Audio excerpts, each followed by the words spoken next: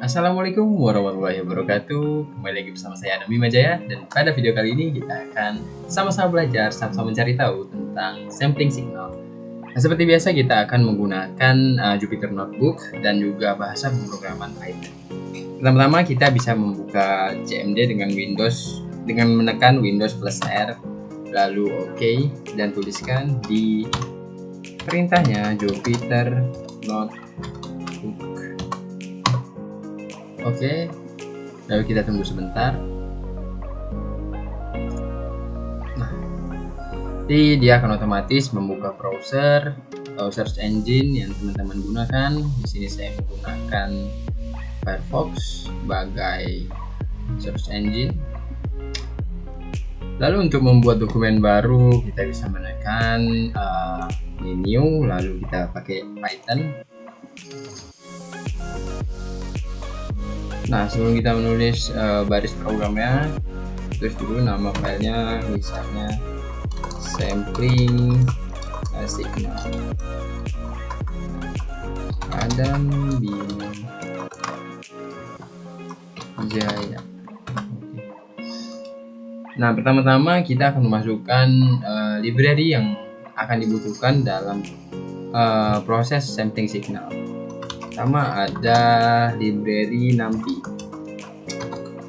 Supaya nggak ribet, kita inikan aja, kita persingkat penyebutannya sebagai NP. Lalu yang kedua kita juga membutuhkan library yang bernama matplotlib.pyplot. Ini library ini berguna untuk pembentukan grafik signal sebagai PLT. Oke, pertama kita akan membentuk fungsi waktu yang akan kita deklarasikan sebagai variabel T dan menggunakan library NumPy.arrange. Misalnya kita menggunakan waktu 10. Oke, lalu kita gunakan fs. Variabel fs sebagai frekuensi sudut itu 1:10 misalnya. Lalu kita tulis x. X ini merupakan rumus pembentukan sebuah signal. Dimana kita sama-sama tahu rumusnya, yakni xt sama dengan a dikali sin omega t plus fase. Sini a sebagai amplitudo, omega t itu sebagai frekuensi sudut, dan juga fase yang terakhir. Oke, kita kembali lagi ke sampling signal, tuliskan rumus. Karena di sini kita fokus ke sampling signal, jadi saya tidak membuat amplitude di dalam sini. Jadi sin itu kita pakai library dari NumPy tadi sebagai sin, lalu 2 dikali pi, np juga kita pakai library NumPy untuk mengambil nilai pi nya, dikalikan dengan waktu tadi, dikali dengan fs juga, baru dikali dengan fase. Jadi kita mau fasenya 4 gitu. Lalu setelah kita tulis rumus pembentukan sinyalnya, kita akan menampilkannya dalam bentuk sebuah grafik. Mana di sini kita akan menggunakan library matplotlib. Dulu plt.x labelnya kita deklarasikan sebagai misalnya sini n,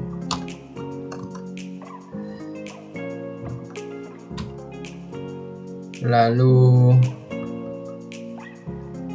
label t lah ya, lalu plt.y labelnya kita deklarasikan sebagai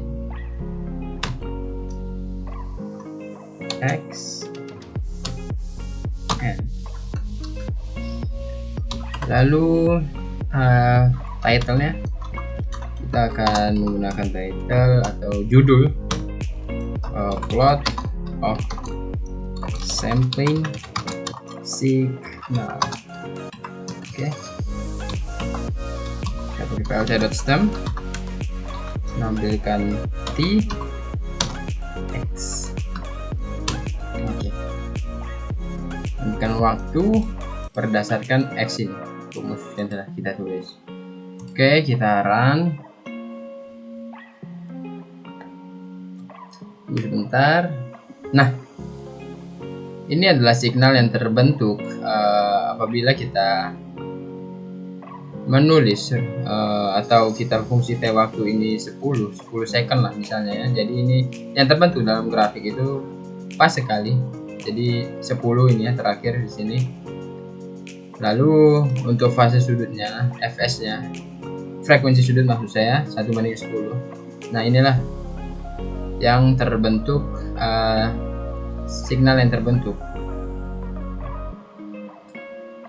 Lalu apa pengaruhnya jika kita mengubah frekuensinya, frekuensi signalnya itu menjadi 20, 1/20 misalnya. Oke. Nah, signal yang terbentuk akan menjadi seperti ini. Lihat perbedaannya ya.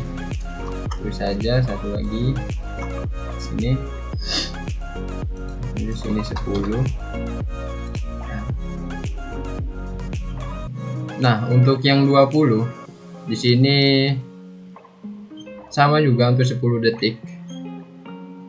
Tapi frekuensi signalnya jika yang 20 itu lebih banyak terbentuk signal diskritnya.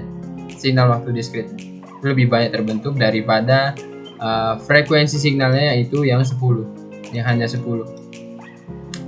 Itu lebih jarang terbentuk jika frekuensi semakin kecil. Coba kita besarin lagi frekuensinya ke 30. Nah, untuk yang 30 juga sepertinya terlihat ini semakin rapat. Dan juga bedanya dengan yang 20 tadi. Misalnya di sini ya. 20 kita bandingkan dengan frekuensi signal.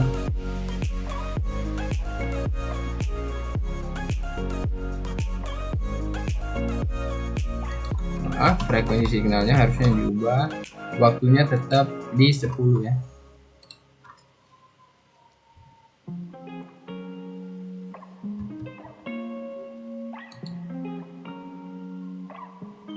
Oke, nah ini yang terbentuk.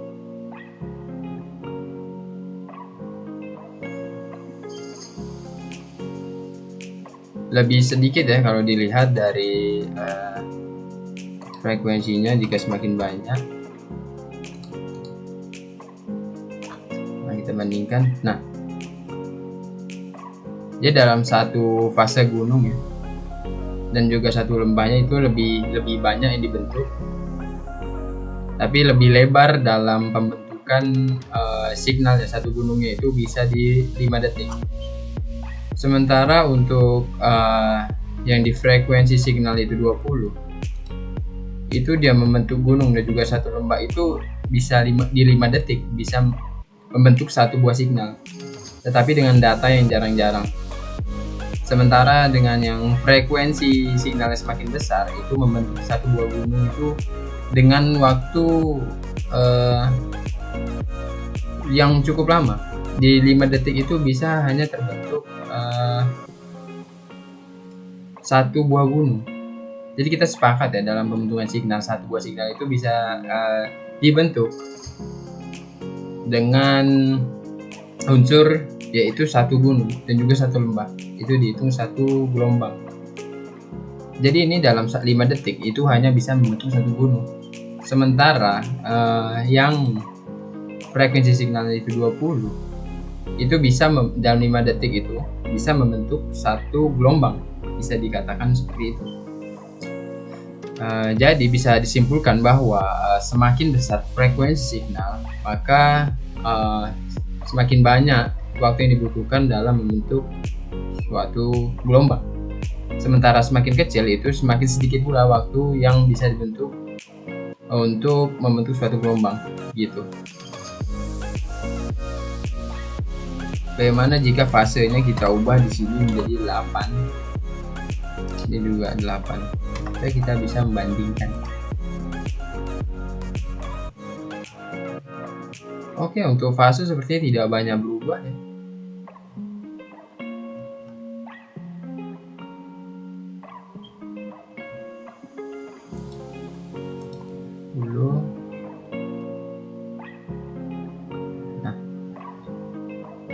Ini lebih jarang jika fasenya kita lebih besarkan, maka gelombang yang terbentuk juga semakin sedikit jika fasenya kita besarkan ya. Nah ini malah seperti yang tadi, jika fasenya 4 lalu frekuensinya mengecil.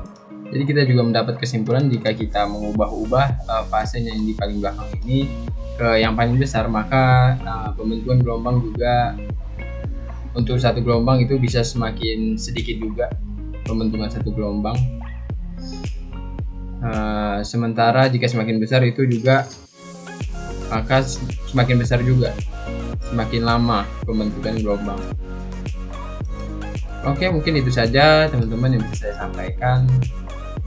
Terlebih dan kurang saya mohon maaf. Mungkin juga masih terdapat banyak kekurangan atau kekeliruan dalam video saya. Jadi mungkin apabila terdapat saran dan juga kritik bisa komen di comment section di bawah.